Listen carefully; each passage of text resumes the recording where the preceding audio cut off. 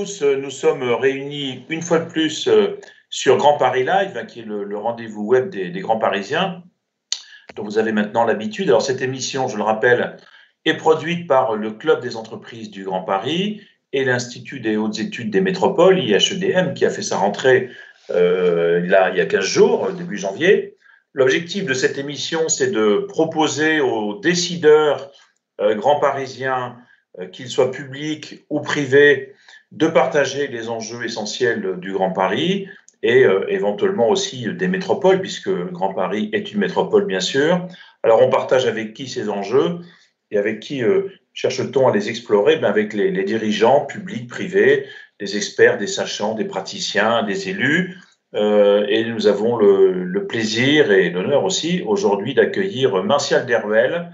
Martial Deruel, que vous connaissez tous bien sûr, qui est directeur général de Linkcity.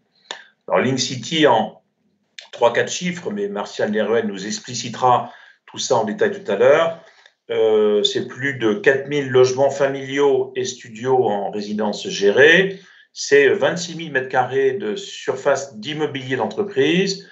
C'est 96 000 m², près de 100 000, de commerce, entrepôts et équipements.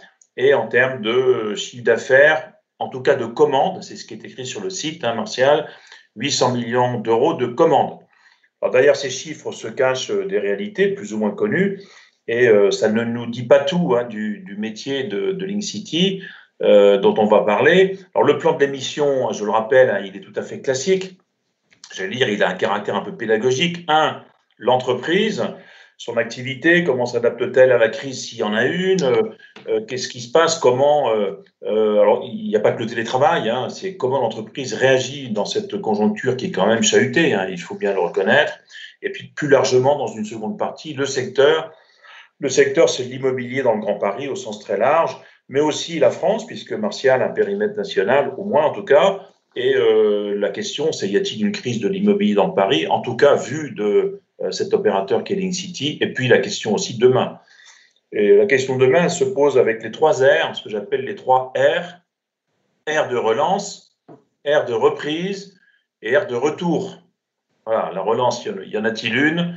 La reprise, on l'attend. Comment? Avec quoi? Peut-être la reprise sur le logement, on en parlera peut-être, Martial. Et puis le retour à un niveau d'activité qui permette de repartir. J'aurais pu mettre repartir un 4e R. Voilà. La formule de l'émission, donc vous la connaissez, c'est une visio entre Martial Deruel et moi, donc un dialogue si vous voulez, mais elle est visible de l'extérieur et vous êtes là plus d'une centaine de personnes déjà en direct connectées sur l'émission pour la visionner, et vous pouvez envoyer des questions par chat qui me sont communiquées et je fais le tri de ces questions pour les poser à notre invité. Alors, peut-être avant de commencer, Martial, notre dialogue sur ces questions, je me suis livré à un exercice, ce que je fais toujours lorsque je prépare une émission. Je suis allé sur le site internet de Linkcity. Et sur le site internet de Linkcity, j'ai essayé de voir comment était présenté le métier de cette entreprise. Et le métier de cette entreprise, Linkcity, il est présenté de manière un petit peu différente en termes de vocabulaire. On voit au début du site, je cite, Linkcity est le promoteur immobilier qui crée des liens, etc. Donc, promoteur immobilier, très clairement. Et puis, la page d'après, Linkcity contribue au bien-être, etc. Et la finalité de notre, je cite, métier de développeur et d'opérateur urbain. Alors, moi, ça m'inspire 2 questions, mais que se posent beaucoup de gens qui ne sont pas des connaisseurs, comme moi qui ne suis pas un expert. Et donc, je me permets d'évoquer cette question. La première, c'est promoteur immobilier d'une part et développeur urbain de l'autre. Certains disent même développeur immobilier, différence ou pas, est-ce que c'est la même chose? Bon. D'autant plus que dans le groupe Bouygues, il y a aussi Bouygues Immobilier. Alors, qui fait quoi là-dedans finalement? Bien, bonjour Jacques, bonjour à tous. Bon, merci de m'accueillir et d'avoir gardé pendant toutes ces périodes difficiles un lien, parce que c'est vrai qu'on a gardé du lien ensemble et ça me fait très plaisir de partager ce moment avec toi et puis avec tous nos invités. Alors, naturellement, la question que tu poses, tu imagines bien que chez Bouygues, on se l'est posé à plusieurs reprises. La définition que je fais du métier de promoteur, Ouais. elle est commune à l'ensemble des acteurs qui pratiquent ce métier. Ce sont ceux qui créent des opérations, qui les transforment dans des contrats de promotion immobilière pour certains clients, ou qui le transforment en vente en l'état futur d'achèvement pour d'autres. Bon, les équipes de Link City, Île-de-France ou en région, pratiquent ces modèles contractuels et donc exercent le métier de promoteur. Souvent, dans l'esprit des gens, la notion de promoteur les implique une notion de risque. Et que le promoteur, c'est celui qui prend des risques. Et en fait, le promoteur, c'est effectivement celui qui va à un moment créer, porter les opérations ou les financer. Et au fil des 30 années de développement de nos organisations de Link City en France et même à l'international, on a appris à maîtriser nos risques, à canaliser nos risques et à engager nos opérations suffisamment en amont pour nous dérisquer. Je reviens sur la deuxième partie de ta question qui concerne le terme de développement immobilier. J'observe qu'un certain nombre de promoteurs dits traditionnels se sont, au fil des années, transformés en développeurs immobiliers. Peut-être que la notion de promoteur était sans doute trop connotée et ils ont considéré que effectivement s'appeler développeur immobilier avait aujourd'hui un autre sens, une autre légitimité. Quand chez Link City, on l'aborde à travers les projets urbains, il faut bien comprendre qu'aujourd'hui, notre intervention sur le marché se passe de plus en plus en amont. Et progressivement, nous nous sommes organisés, nous avons intégré des compétences partout en France pour faire le métier d'aménageur. D'abord, au service d'un certain nombre de nos grands clients et de nos grands fonds qui nous demandaient de les accompagner dans la restructuration de leur patrimoine et de leur foncier. Ensuite, parce qu'on sentait bien que dans certains marchés, les sociétés d'aménagement avaient besoin de partenaires, abordant de façon différente les métiers. Et enfin, nous nous sommes rendus compte que les collectivités territoriales, les métropoles, avaient toutes besoin de nouveaux partenaires pour aborder les réinventer Paris, les inventons la métropole, les réinventons Tours, Angers, etc., etc.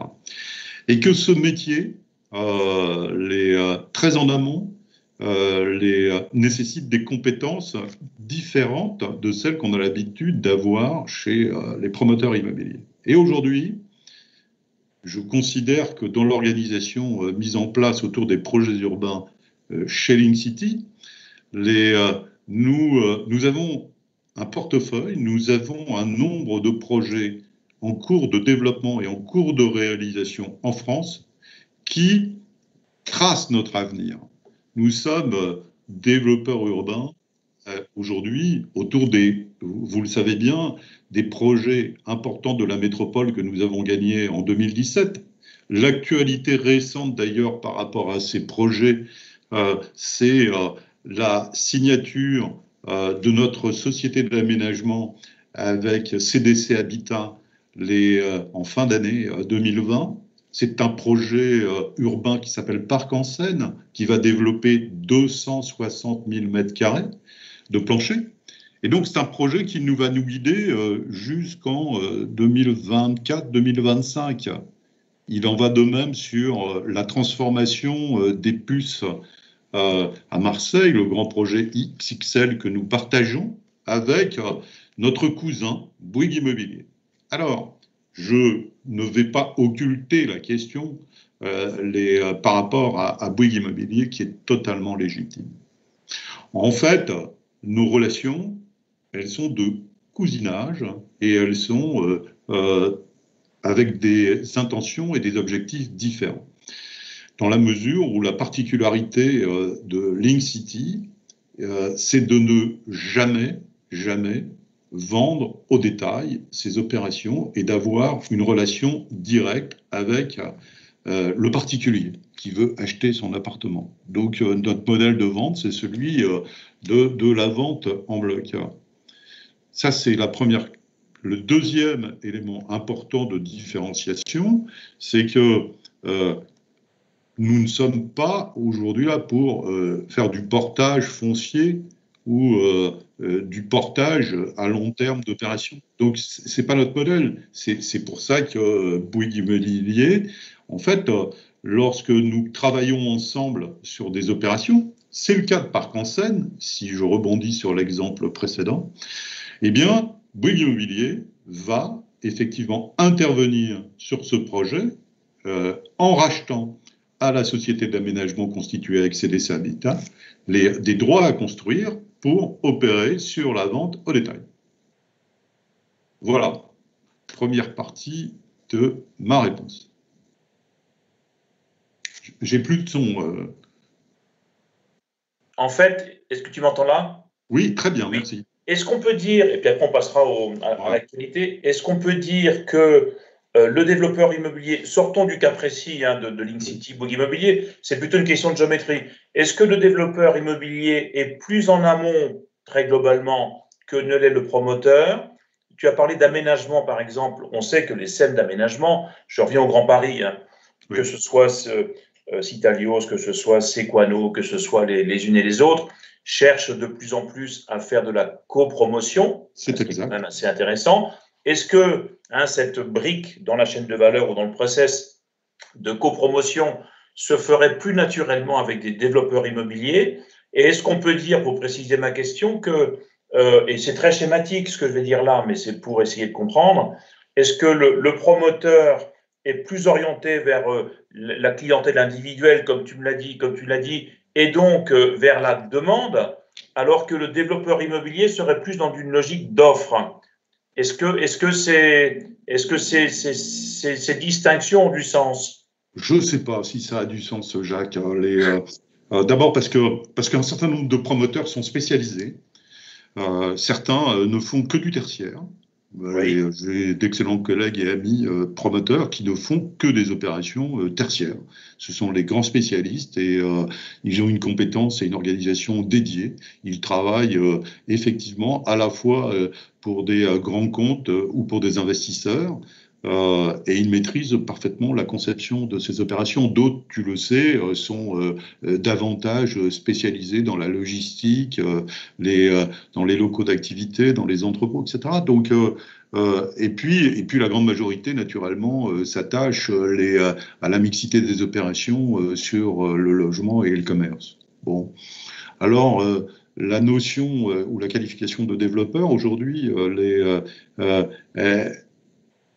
elle ne s'inscrit pas obligatoirement dans une vision de temps.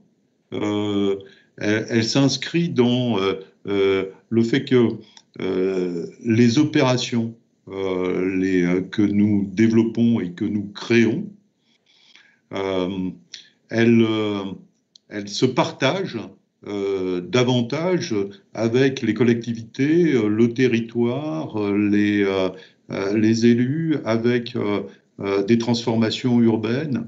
Et c'est vrai que notre mode d'intervention, comme je le disais précédemment, se fait principalement autour des appels à projets, des appels à candidature. Et ce qu'on voit de plus en plus, c'est un transfert de ces appels à projets qui étaient à orientation publique extrêmement forte il y a encore 2 ou 3 ans. Et qui aujourd'hui sont plus orientés vers des propriétaires fonciers privés, des grands donneurs d'ordre qui souhaitent restructurer du patrimoine ou lâcher du patrimoine. Parfait. Bon, merci beaucoup Martial pour cette explication, j'allais dire de texte, de vocabulaire. Et c'est vrai que c'est important de se repositionner. J'ai enfin un dernier point, parce que ce qui détermine le modèle dans lequel nous intervenons, et j'insiste parce que ça nous a beaucoup aidé en cette période de crise. Les Link City travaillent sur la conception de ces projets, travaillent sur la construction de ces réalisations avec les équipes de Bouygues Construction.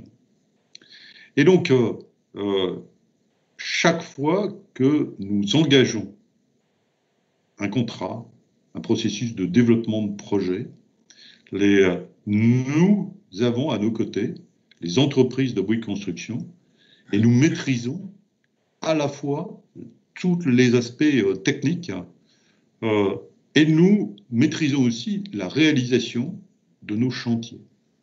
Un exemple important lié à la crise, puisque c'est quand même une partie de notre entretien. Nous avons vécu, comme tous les opérateurs immobiliers, pour utiliser un qualificatif global, les arrêts de chantier à partir du mois de mars. C'était compliqué, effectivement, de poursuivre les activités de nos chantiers en fonction des règles sanitaires qui étaient imposées par le gouvernement. La chance que Link City a eue de ce travail très fort et très collaboratif avec les entreprises, c'est que très vite, nous avons pris les dispositions pour relancer nos chantiers. Et cette relance de chantier s'est traduite par, fin avril, 90% de nos chantiers étaient réouverts et en activité. Ça nous a permis de les livrer à l'heure, de tenir l'ensemble de nos engagements, de participer à toutes les opérations de réception. Et je vais prendre encore quelques chiffres pour avoir cette vision. En France, nous avions 37 sites ouverts pour 70 clients, parce que tu le sais que nous faisons énormément d'opérations multiproduits, de logements, bureaux, commerce, etc., etc. Et donc nous avions 37 sites, 70 clients différents. Et en fait, toutes nos livraisons se sont faites à l'heure. Sur ces 37 sites, 20 livraisons se sont opérées sans réserve.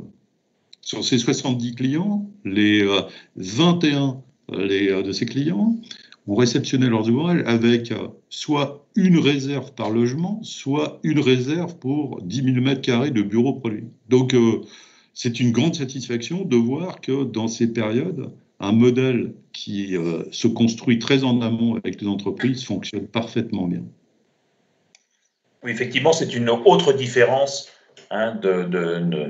qu'il y a, et on peut faire un parallèle, même si comparaison n'est pas raison, avec les liens, ce qui s'opère dans le groupe Vinci, par exemple, entre Vinci Immobilier et qui fait aussi travailler en priorité l'entreprise, ou peut-être chez Eiffage. Voilà, ce modèle de l'opérateur de développement immobilier qui fait travailler l'entreprise. Je coupe mon téléphone, désolé. Désolé. Je pensais que tu étais les inconvénients du direct. Professionnel de la visio. Voilà, moi je suis un amateur et ce sont les inconvénients du direct. Alors, peut-être maintenant pour en venir à la crise, est-ce que sur l'activité de l'entreprise, tu as parlé du maintien des chantiers, de la livraison avec des normes de qualité que vous avez respectées, mais globalement, comment ça se passe depuis un an, et puis qu'est-ce qui va se passer dans les mois qui viennent, hein? Est-ce qu'il y a un impact, et quel est l'impact de cette crise, s'il y en a une, sur Link City et en particulier sur le Grand Paris? Bien sûr. Alors, si tu le permets, puisqu'on partage un moment avec nos auditeurs là, moi j'ai découvert à partir de cette crise une notion que j'avais perdue, qui était la notion du temps. Bah ouais. Et donc on l'avait perdue, et j'en tire un certain nombre de conséquences sur nos modes de fonctionnement. Donc, cette notion de temps, on a appris à la maîtriser. Et dernièrement, en relisant quelques textes, puisque j'avais du temps, j'ai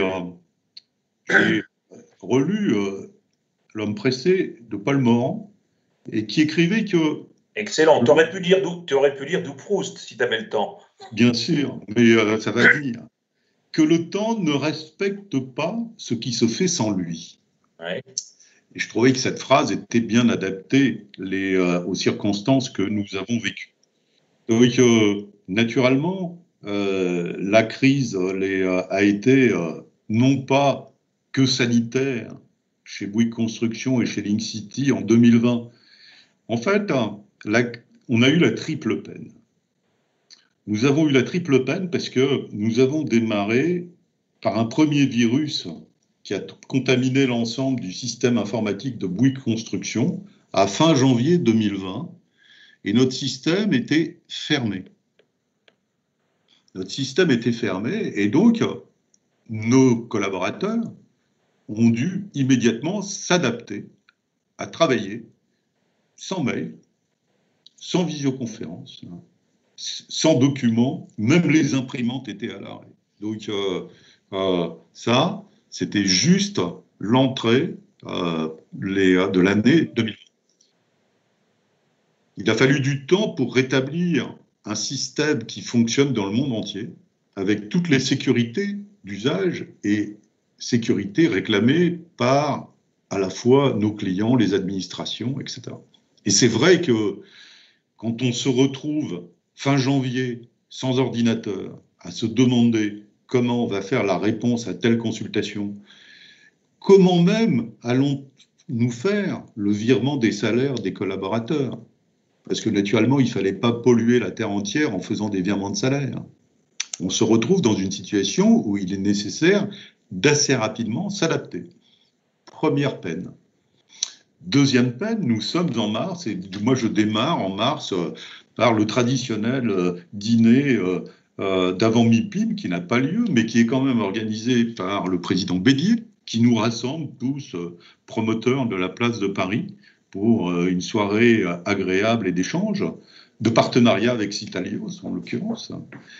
Et nous imaginons qu'effectivement, il va se passer quelque chose, mais on reste quand même assez confiant sur le fait que le business continue. Donc, on ne se reverra pas pour la plupart pendant tout l'exercice 2020. Et je peux te dire que la plupart, je les ai retrouvés hier lors d'un petit déjeuner organisé dans les nouveaux bureaux de la région par Valérie Pécresse, qui voulait échanger avec nous sur l'état des promoteurs et du marché.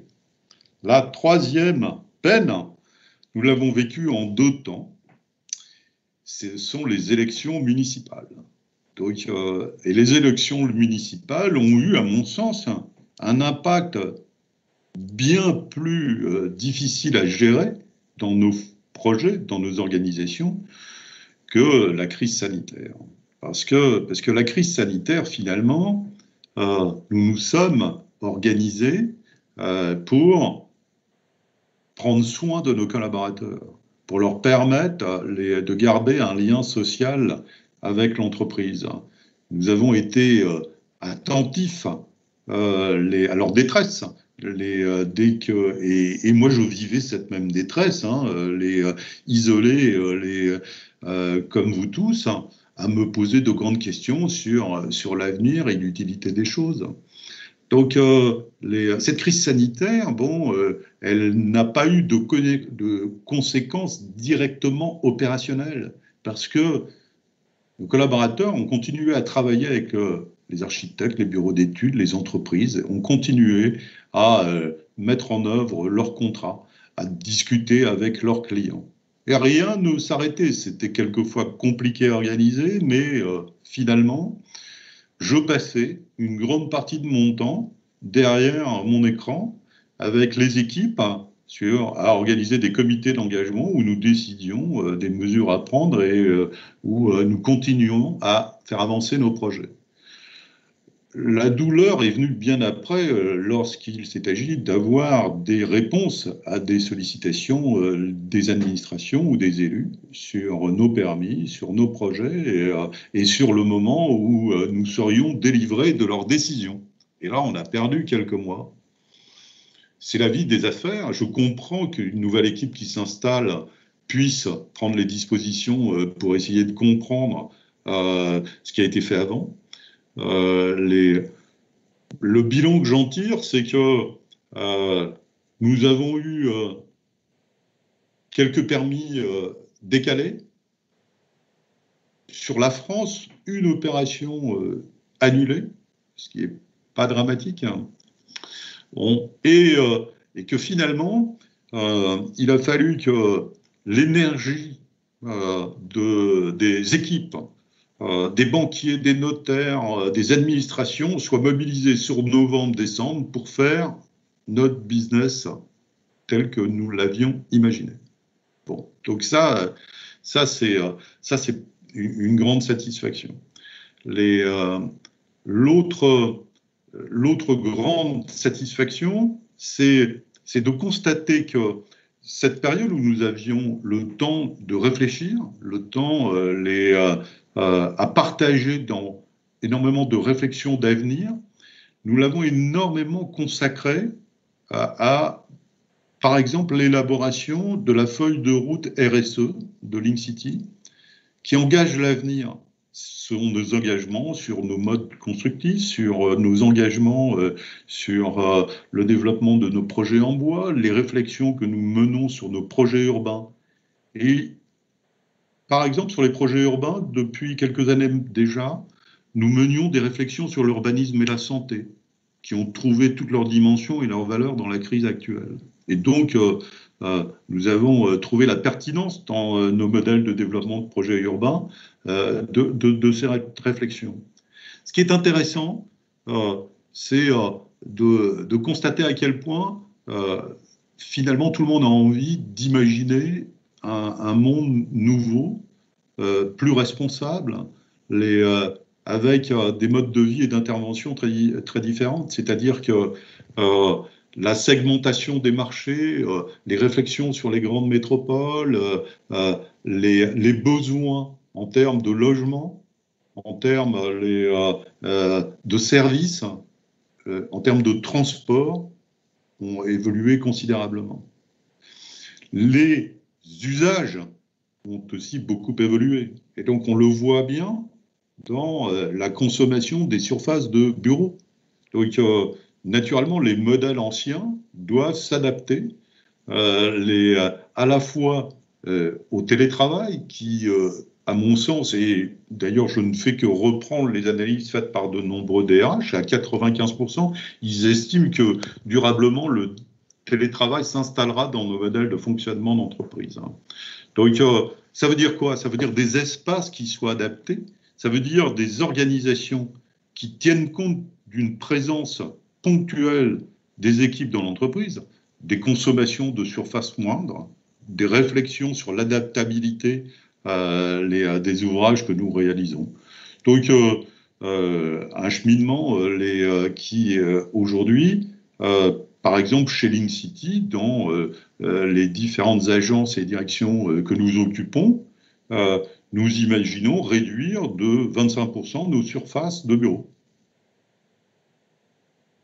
Naturellement, ce télétravail, ces modes de fonctionnement nécessitent des outils, à la fois informatiques, mais aussi des équipements d'accueil de collaborateurs, parce que les règles sanitaires demeureront. Et donc on restera attentif au fait que lorsqu'on organise des réunions, parce que les collaborateurs manifestent aujourd'hui, et encore plus depuis le 1er janvier, cette envie de retour dans l'entreprise, il faut que nous l'anticipions et il faut que nous l'acceptions. Mais il faut que, effectivement, ça se fasse dans des règles qui soient bien tenues.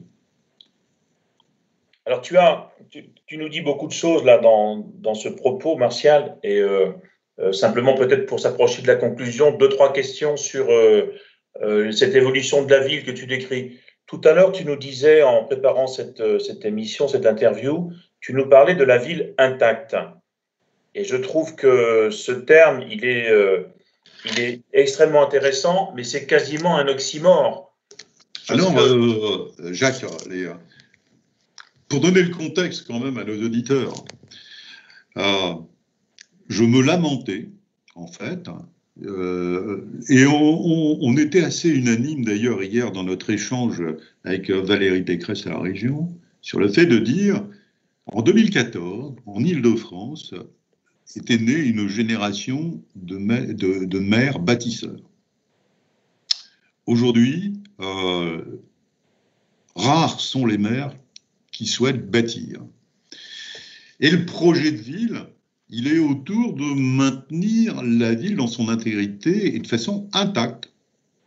Et donc, notre difficulté, aujourd'hui, c'est effectivement d'intervenir dans la transformation de la ville, en se faisant accepter, à la fois par la population, mais aussi en se faisant accepter par les élus.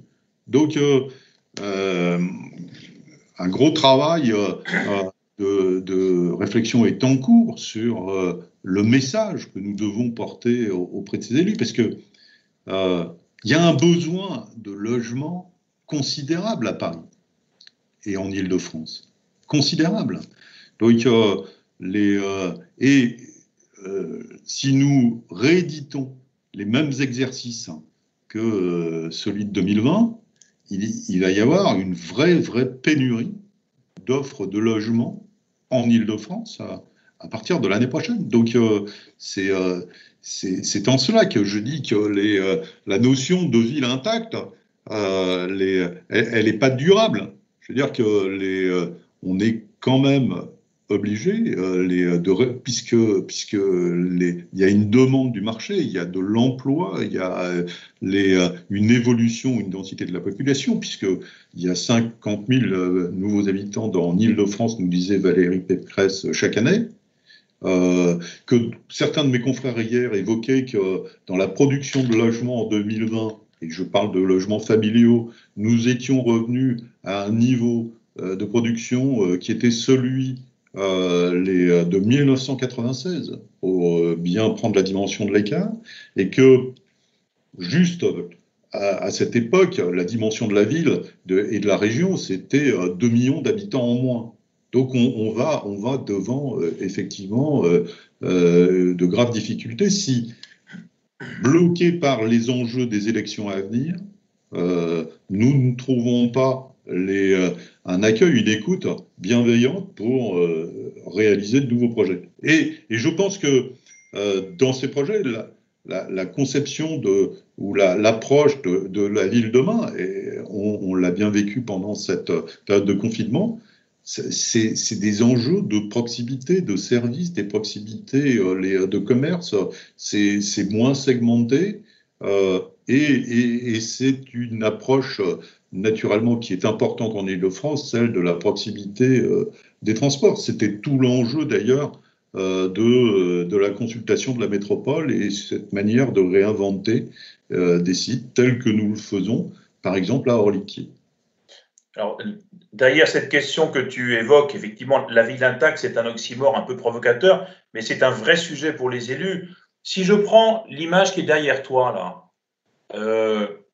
qui est ce magnifique immeuble dont tu pourrais nous dire ce que c'est, moi j'ai l'impression que, mais c'est tout à fait intuitif et c'est peut-être faux, que c'est un immeuble tertiaire. Tu as raison, c'est la tour Alto que nous avons livrée en 2020. Voilà, c'est un contrat de promotion immobilière que nous avions signé avec Adia, réalisé par Bouygues Construction, sa filiale CPI. C'est un ouvrage de bureau dernière génération à la Défense. Et naturellement, qui rentrait dans une phase importante de sa vie, c'était celle de la commercialisation. Donc, épreuve un peu douloureuse, puisque aujourd'hui, ce bâtiment est vide. Je ne suis pas fondamentalement inquiet sur le remplissage de ces tours ou de ces bâtiments, parce que naturellement, au-delà de la crise, la vie va reprendre. Les demandes de grandes surfaces, même si elles sont plus limitées qu'avant, demeurent. Et donc, oui, avoir disponible ces grandes surfaces, parfaitement organisées pour des modes de fonctionnement nouveaux, c'est une bonne chose. Je prends un autre point de référence. Je sais que nous sommes très concentrés sur le Grand Paris et sur l'Île-de-France, mais nous avons vécu, par exemple, une année 2020 assez incroyable entre nos opérations tertiaires en Île-de-France et les opérations tertiaires en région, puisque la particularité de l'INCITY, c'est que nous développons énormément d'opérations tertiaires en région. Et toutes ces opérations, que nous les fassions à Montpellier, que nous les fassions à Nantes, que nous les fassions à Lille ou à Lyon, elles trouvent preneurs. Et pas simplement des investisseurs, mais aussi des locataires. Alors certes, sur des surfaces moins importantes, mais je constate simplement que ce marché continue de vivre. Donc je reste convaincu qu'il y aura nécessité de relancer d'ici la fin de l'année un certain nombre de projets, de campus tertiaires ou d'immobilier tertiaire, parce que la demande des entreprises va considérablement évoluer dans les prochains mois. Est-ce que, pour revenir à cette tour Alto, et là aussi pour généraliser la question, tour Alto, on est à la Défense, c'est du tertiaire, il y a je ne sais pas combien d'étages. Si je rapproche ça de notre échange de tout à l'heure sur où demain les habitants d'une métropole veulent habiter, si je suis là aussi schématique, soit on les fait habiter loin, et c'est la question du transport et de l'étalement urbain, et c'est la ville qui s'étend, soit on les fait habiter au centre, avec tous les intermédiaires éventuellement. Hein. Mais si on les fait habiter au centre, ce qui semble être le choix de nombreux métropolitains, est-ce qu'il ne faut pas que tu en mettes une partie dans cette tour Alto ? Alors, le débat, effectivement, de la transformation des bureaux en logements, c'est sans doute ta question. Le problème, c'est que tu le sais très bien, que l'adaptation de ces structures est quand même extrêmement compliquée à réaliser. L'enjeu économique... Je t'interromps, c'est compliqué à réaliser lorsque les bureaux sont existants. Mais si on l'imagine à l'avance... Si on l'imagine à l'avance, après c'est un problème économique et un problème politique.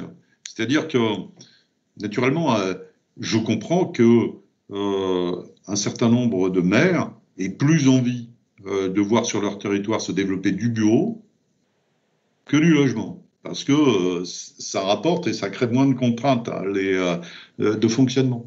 Mettons les uns au-dessus des autres. Hein. C'est sans doute effectivement une réflexion de mixité qui est à organiser. Il y a déjà eu un certain nombre de réalisations ou de conceptions d'opérations qui, par couche, traitent les problèmes effectivement de commerce, de bureaux, de logements, d'hôtellerie, de services, etc. Bon. Bien sûr que tout cela est possible. Il faut prendre quand même en considération un élément économique extrêmement important et qui va encore se renforcer avec la crise. C'est que les projets dont on parle sont des projets économiquement pas abordables pour la grande majorité de la population. Aujourd'hui, nos concitoyens, qui ont besoin de se loger, ont un besoin de se loger pas cher. Pas cher. C'est-à-dire leur capacité à la fois d'endettement ou leur capacité à payer des loyers ne peut pas les amener dans des ouvrages trop complexes. Et on voit bien que aujourd'hui, ou ce qui s'est passé, par exemple, pendant cette année 2020, c'est l'intervention assez forte à la fois de nos clients Caisse des dépôts, ou d'Inly, par exemple, qui ont acheté massivement des opérations de logement. Et on voit progressivement, effectivement, d'autres fonds venir sur ce marché. Nous-mêmes, nous avons saisi l'opportunité en 2020 de lancer avec Case Asset Management notre premier fonds de Build to Rent pour accueillir des familles qui dans leur usage, ont besoin de logements locatifs avec des services, parce qu'ils sont dans des approches de temporalité, de mobilité qui sont propres aux nouvelles générations.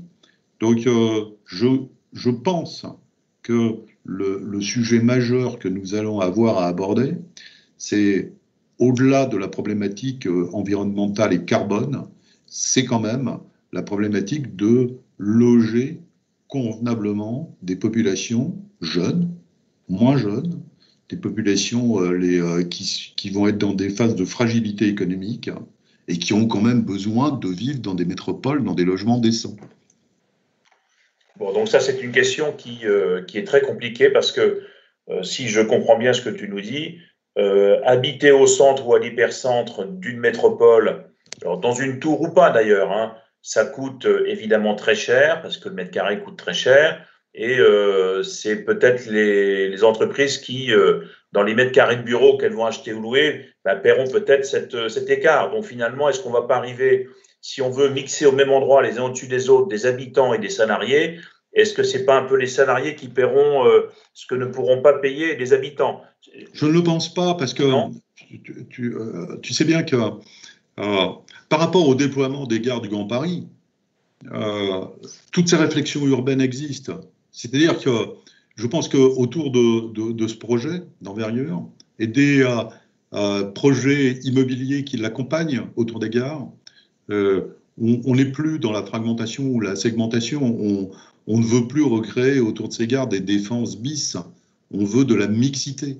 On veut qu'il y ait de la mobilité, mais on veut de la mixité. Et donc, et l'on voit bien que sur un certain nombre de nos projets, que ce soit à Bagneux, que ce soit à Orly, on vient de signer et de développer une opération importante, par exemple à Champs-sur-Marne, qui est un exemple parfait de mixité urbaine où sur le même site on fait du logement, du co-living et du bureau qui a trouvé preneur à la fois en investisseur et en locataire. Donc les modèles se développent avec pertinence dans des conditions économiques qui ont été déterminantes dans la finalisation de ces projets, qui répondent aux attentes du marché et surtout d'une population qui a besoin de réponses rapides. On n'évoque pas les problématiques des logements des étudiants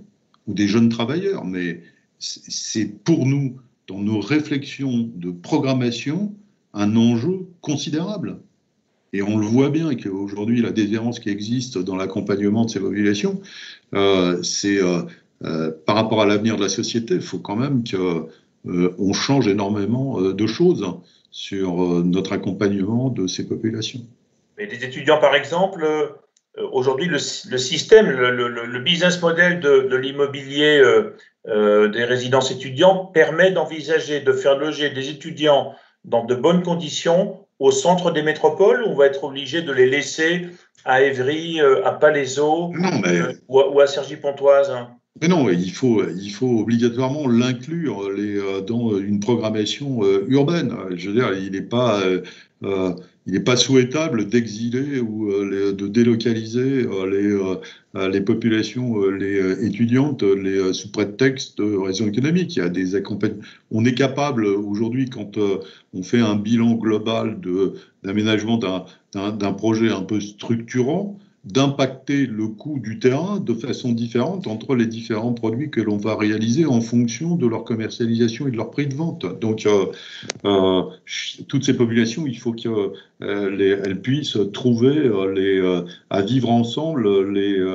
Et c'est vraiment, pour l'Incity, pas simplement d'ailleurs en Ile-de-France, mais de façon globale dans toutes les métropoles, un mode d'approche de nos projets extrêmement fort. Alors peut-être pour terminer, Martial, sur les R de la relance et du retour, peut-être deux mots sur la relance du Grand Paris. Tu le sais, je t'en ai parlé, et elle a eu un grand succès. Nous avons fait une enquête sur quelle relance pour et dans le Grand Paris, où les questions du logement, de l'aménagement, de l'urbanisme étaient abordées. s'il y avait une mesure, puisqu'on a parlé des élus et de la commande publique, en tout cas du rôle de la puissance publique pour fournir, produire des sites d'aménagement, de construction, etc. S'il y avait une mesure à prendre ou à demander ou à revendiquer aujourd'hui face aux opérateurs publics qui sont les pourvoyeurs, en grande partie, pas seulement, et en grande partie de matières premières, qu'est-ce qu'il faudrait demander ou qu'est-ce qu'il faudrait qu'ils fassent ou qu'est-ce qui a été demandé peut-être hier à Valérie Pécresse? Et puis deuxième question, le retour à une activité qui était celle d'avant la crise. J'ai cru lire hier que si je prends le nombre de logements en 2020 serait réduit de près de 7 ou 8%, je crois, et dans les collectifs, 20%. Donc, il y a manifestement une baisse de la production ou de la vente, peu importe. À quel horizon Link City voit-il le retour à la période d'avant, quitte à construire des logements d'après, mais enfin, ce retour sera à quel moment? Donc, la relance, le retour. La relance, le retour. La relance, pour moi, passe obligatoirement par ce qu'on évoquait précédemment, c'est-à-dire le respect des lois, le respect du code de la construction, le respect du code de l'urbanisme, le fait que on ait les autorisations délivrées, les permis qui soient pas traités avec une perte de temps considérable. Je pense que c'est un enjeu extrêmement important, surtout sur la région Île-de-France.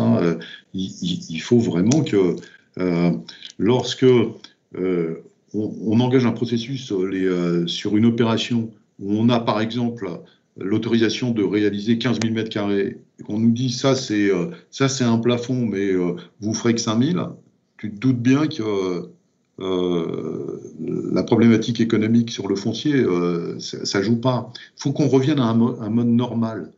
On n'a pas à bousculer les choses, il faut qu'on revienne à des règles normales. Il faut qu'effectivement tous les opérateurs qui ont eu des permis refusés, sans doute pour certaines des raisons légitimes, retrouvent confiance dans le dialogue instauré. Et ça, c'est important parce que le processus derrière de mise en chantier, ça prend entre 12 et 24 mois. Donc il est, pour moi, dans le plan de relance, extrêmement important d'appuyer sur le bouton concertation, dialogue et relance de l'activité immobilière. Et sur un mode sans doute conservons les mètres carrés, quitte à les faire différemment.